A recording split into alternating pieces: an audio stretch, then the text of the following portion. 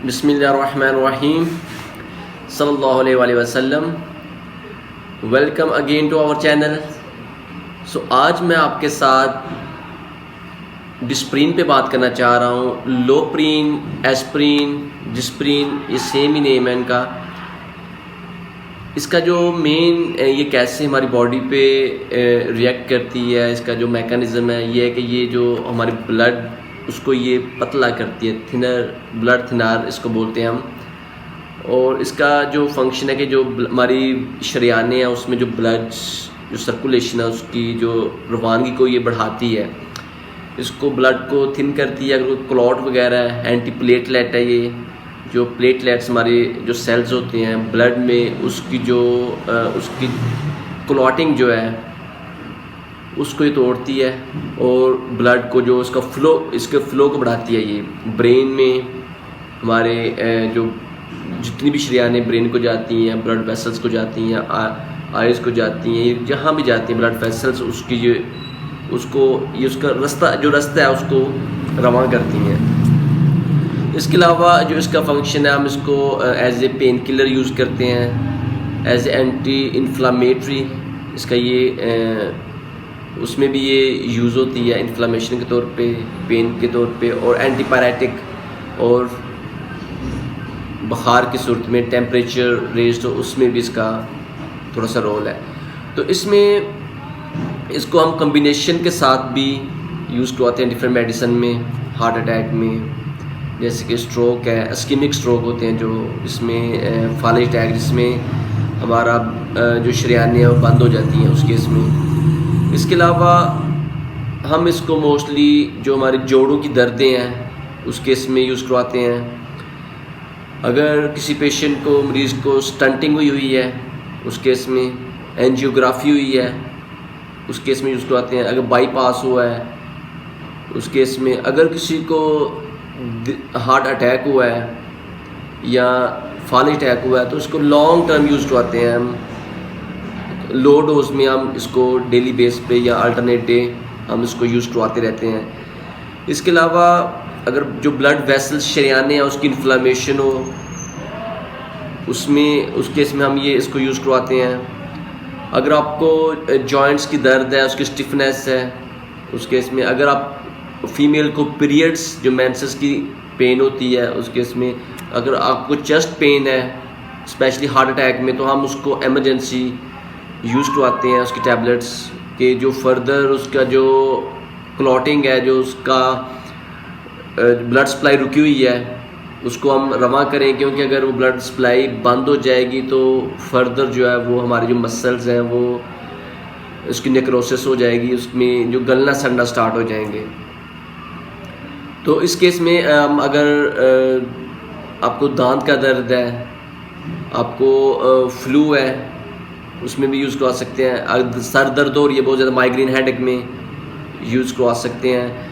बच्चों में rheumatic fever है, रोमेटिक आर्थराइटिस है, उस सब केस में बच्चों में जो जोड़ों की दर्द हो, या उसमें अगर बुखार, एक रोमेटिक फीवर इसको बोलते हैं, गला ख़राब होने के बाद ये हमारे जो वाल्व्स हैं हार्ट दिल के उसको अफेक्ट करता है, उस केस में हम दे सकते हैं डोज की। लेकिन ये बच्चों में हमने जो लेस दैन 16 ईयर्स हैं, 16 साल से कम उम्र बच्चों में हमने इसको बहुत एहतियात से देना है। इसके जो साइड इफ़ेक्ट्स भी होते हैं, रे सिंड्रोम जिसको बोलते हैं, अगर आपको चिकन पॉक्स हुआ है जो अक्सर हमारे माशरे में देखने को मिलता है, तो उस केस में, या इस वायरल इन्फेक्शन, इसके अलावा काफ़ी ज़्यादा वायरल इन्फेक्शन है, उस केस में हम ये इसको यूज़ नहीं करवाएंगे। अगर करवाएंगे तो ये इसकी जो साइड इफ़ेक्ट, ये जो ब्रेन सेल्स हैं, जो हमारे दिमाग के सेल्स हैं, खुलियाँ, उसको ये परमानेंट डैमेज करेगी और इसकी इंजरी करेगी, और ये काफ़ी सीरियस कॉम्प्लिकेशंस हो सकती हैं। अगर ब्रेन डैमेज हो जाए तो आपकी नज़र जा सकती है, आपका जो बिनाई जा सकती है, आपकी नज़र, सुनना इसमें मसला हो सकता है, आपके जो असाबी सिस्टम है वो कमज़ोर हो सकता है। तो ये सारा हम उसको उस केस में बच्चों में हम अवॉइड करते हैं, या अगर देना भी पड़े तो हम स्पेसिफिक डोज, और आपने डॉक्टर से रिव्यू करना है तो उसके बाद आप वैसे ही आप घर में बैठे यूज़ नहीं कर सकते। तो ये सारे यूजेस हैं जो हम एस्प्रिन के, लोप्रिन के या डिस्प्रिन के हम जिस केस में देते हैं। अगर आप की सर्जरी है, कोई डेंटल सर्जरी है या आपकी इसके अलावा कोई सर्जरी है, तो हम अगर आप मेडिसिन ले रहे हैं या हार्ट पेशेंट है या दिमाग के पेशेंट है या फालिज किसी किस्म आप ले रहे हैं रेगुलर, तो आपने 1 वीक उसको पहले स्टॉप कर देना है, क्योंकि ये ब्लड को पतला कर देती है। तो इस केस में अगर ब्लड को पतला कर दे तो अगर सर्जरी होगी तो ब्लड जो ब्लीडिंग वो रुकेगी नहीं, जो नॉर्मल सिस्टम है। ये ब्लड को पतला करती है तो वो फिर ब्लीड ज़्यादा हो जाएगा। अगर आपको एक्सीडेंट हुआ, आपको सर में चोट लग गई है, तो आप उस केस में दर्द अगर आपको हेडेक हो रहा है, दर्द हो रहा है, तो उस केस में आप नहीं दे सकते, क्योंकि ऑलरेडी ब्लीड हो रहा है, खून बह रहा है। तो अगर आप देंगे तो वो इसको मज़ीद पतला कर देगी और खून ज़्यादा बह जाएगा, खून रुकेगा नहीं। अगर आप एस्प्रिन की टैबलेट्स लेते हैं तो इसका जो नॉर्मल जो मैकेनिज़्म स्टार्ट होता है बॉडी पे, उसका असरअंदाज होना, ये 5 to 30 मिनट्स लेते हैं, और इसका जो मैक्सिमम असर रहेगा आपकी बॉडी पे, इसका इफेक्ट वो 4 to 6 आवर्स होगा। तो आपने अगर आप खुद ब खुद मेडिसिन ले रहे हैं डिस्प्रिन या लोप्रिन, तो आप अगर फीवर के लिए ले रहे हैं तो आप 3 दिन से ज़्यादा नहीं ले सकते। अगर उससे फीवर सेटल हो गया है तो ठीक है, अगर सेटल नहीं हुआ तो इसका मतलब कि आप उसे स्टॉप कर देनी है। अगर आप अडल्ट में मोस्टली पेन के लिए ले रहे हैं आप, तो आप 10 दिन से ज़्यादा नहीं ले सकते। अगर अब पेन ठीक हो गया है तो ठीक है, अदरवाइज़ आप उसको क्विट कर दें, छोड़ दें, आप उसका फर्दर यूज़ ना करेंगे तो उसके बहुत ज़्यादा सीरियस साइड इफ़ेक्ट भी हैं, कॉम्प्लिकेशंस भी हैं। अगर मरीज़ ब्लड प्रेशर का मसला है, मरीज़ को पुराना चल रहा है, उस केस में हमने इसको लो डोज में देना है और लिमिटेड, और इसको लो डोज में हम यूज़ करवाते हैं और देखते हैं कि इसके जो साइड इफ़ेक्ट्स वो मॉनिटर करते हैं। अगर आपको कोलेस्ट्रॉल आपका ज़्यादा ब्लड में, तो उस केस में भी हम इसको अवॉइड करते हैं लोप्रिन के यूज़ को। अगर आपको शुगर है और 10 साल से ज़्यादा शुगर आपको मसला है, तो उस केस में भी हम इसको जो है वो उसका यूज़ जो है वो आप अगर करना है, अगर बहुत ज़्यादा एमरजेंसी है, तो हम उसको लो डोज में उसका यूज़ करवाते हैं। अगर आपको फालिज अटैक हुआ है जो जिसमें ब्रेन की जो नसें शरियानें फट जाती हैं, उस केस में हम इसको यूज़ नहीं करवा सकते। अगर आपको शुगर का मसला पुराना है, उससे आंखें अफेक्ट होती हैं, डायबिटिक रेटिनोपैथी जिसको बोलते हैं हम, तो उस केस में अगर आप इसका यूज़ करेंगे और यूज़ तो वो ब्लीड कर जाएगा, तो आपकी आंखें बनाई जा सकती है। तो ये अपने डॉक्टर के साथ कंसल्ट करना है। अगर आपको नज़र का मसला है, साथ शुगर है, तो आपने अवॉइड करना है, आपने लोप्रिन या डिस्प्रिन का इस्तेमाल खुद ब खुद नहीं करना।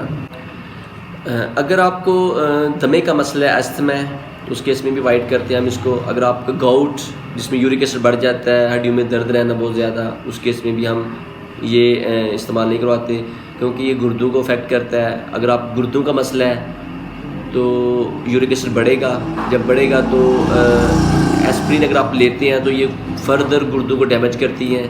अगर लिवर का मसला है, जिगर को डैमेज करती है ये। अगर आपको ब्लड जो हेमोफेलिया जैसे या ब्लड डिसऑर्डर है, क्लॉटिंग, आपको आपकी दांतों में से, नाक में से खून आना, अगर आपको उल्टी आती है खून की, या आपको पखाने के साथ आपका काले कलर का पखाना आता है या उसके साथ फ्रेश ब्लड आता है, तो आपने इसका इस्तेमाल नहीं करना खुद। इसके अलावा अगर आपका खून की कमी बहुत ज़्यादा, उस केस में उसको अवॉइड करते हैं। अगर आप उसका बहुत ज़्यादा यूज़ कर रहे हैं तो आपकी बिनाई जा रही है, तो आप उसको बंद करते हैं। अगर आपको बोलने में मसला आ रहा है, स्लर्ड स्पीच है, उस केस में भी। अगर आपको वीकनेस सी महसूस हो रही है बॉडी में, अगर आप मसल्स आपका लग रहा है कि कमज़ोरी हो रही है, तो उस केस में भी आपने इसको रोक देना है। जो फीमेल प्रेग्नेंट होती हैं, उस केस में भी हम इसको अवॉइड करते हैं। जो मदर फीड करवाती हैं, बच्चों को दूध पिलाती हैं, उस केस में भी हम इसको अवॉइड करते हैं, उस फीमेल में मदर फीड में नहीं देते। इसके अलावा अगर आपको इस मेडिसिन के लेने से आपकी बॉडी पे रैशेस बन जाते हैं, धब्बे से बन जाते हैं, या आपको इससे आपको एलर्जी है पहले, तो आप इसका इस्तेमाल ना करें। अगर आपको मेडिसिन लेने से वॉमिटिंग, कफिंग हो रही है, या इससे आपको बुखार का हो जाना, टैबलेट से लेने से, या जो आपकी गर्दन है उसमें अकड़ाव हो जाना, तो आप इसको बंद करें। अगर आपको कुछ वाज़ेह सुनाई देना स्टार्ट हो जाए कान में, तो उस केस में भी आपने इसको बंद करना है। अगर आपको मैदे का मसला है या पेप्टिक अल्सर का मसला है, जो मोस्टली हम अक्सर देखते हैं आजकल, जो जिस तरह के हम डाइट ले रहे हैं, तो उस केस में भी आपने इसका इस्तेमाल नहीं करना। अगर आप अल्कोहल कंजम्पशन कर रहे हैं, अल्कोहल आप लेते हैं, शराब पी रहे हैं, तो उस केस में भी आपने इसका इस्तेमाल नहीं करना, क्योंकि ये अल्कोहल जो है वो हमारे जिगर को डैमेज करती है, और ये उसके साथ मिलके दोनों मिलके इसको इन्हांस करेंगे, और इसका जो इफ़ेक्ट है, और ये उसका हेपेटिक जो डैमेज हो सकता है, आपका जिगर जो है वो उससे फेलियर में जा सकता है। अगर आप मेडिसिन ले रहे हैं ये टैबलेट्स, तो उसको आप क्रश नहीं करना। आपने जो उसकी कोटिंग होती है, एंटारिक कोटिंग होती है, वो आपने पूरे ग्लास एक वाटर जो है उसके साथ आपने ये खा लेनी है। आपने उसको तोड़ के नहीं खाना, इसका जो साइड इफ़ेक्ट्स उससे हो सकते हैं। आपको जो स्टोमिक है, मैदा है, उसको ये डैमेज कर सकती है, तो आपने उसको क्रश नहीं करना जो ऊपर कोटिंग होती है टैबलेट्स की। इसके अलावा जो उसके साइड इफ़ेक्ट्स में हमारा पेट में दर्द हो सकता है, इससे अल्सर बन सकते हैं, इससे हमारा हार्ट बर्न वो हो सकता है, इससे कॉन्स्टिपेशन हो सकती है, वोमिटिंग हो सकती है। इसके साइड इफ़ेक्ट्स से जो स्किन रैशेज़ हैं हमारी स्किन पे वो बन सकती हैं, आप इरिटेबिलिटी हो सकती है। आप इसके अलावा आप ड्रोज़ी, थोड़ा सा गनूदगी भी, कुछ जो पेशेंट्स होते हैं उसमें ये इसकी जो साइड इफ़ेक्ट हैं ये देखने को मिलते हैं। इसके अलावा हम इसका यूज़ है वो जो दिल का दौरा पड़ता है, जिसको हम आर्टरियल फिब्रिलेशन कहते हैं, उससे दिल की धड़कन बढ़ जाती है, और उसमें जो चांसेस होते हैं कि कोई क्लॉट जो है जब उसकी स्पीड बढ़ जाए दिल की, तो ब्रेन में जा सकता है, और उससे जो फाली अटैक हो सकता है। तो उस केस में भी हम इसका प्रोफिलैक्सिस के लिए जो हम इसका यूज़ करवाते हैं। इंशाअल्लाह आप मिलते हैं आपको नेक्स्ट वीडियो में। अगर आप कोई बात पूछना चाहें तो वीडियो के नीचे कमेंट करें। अभी हमें इजाज़त दें। अल्लाह हाफ़िज़।